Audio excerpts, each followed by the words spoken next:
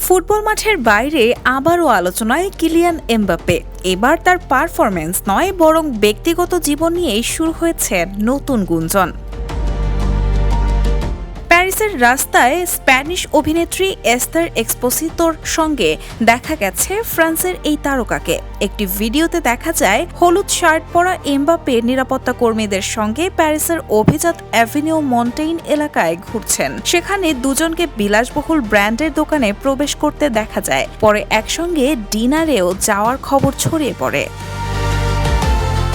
Mbappe ও এস্তারের সম্পর্ক নিয়ে গুঞ্জন শুরু হয় 2026 সালের মার্চ থেকে। এরপর প্যারিস, মাদ্রিদ, সার্ডিনিয়া, ইভিজা ও মিয়ামিতেও তাদের একসঙ্গে দেখা গেছে।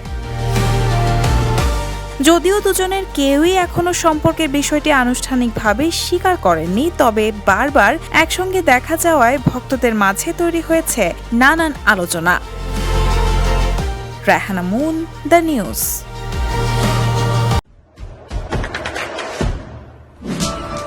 দেশে দেশে সবার সাথে দ্য নিউজ।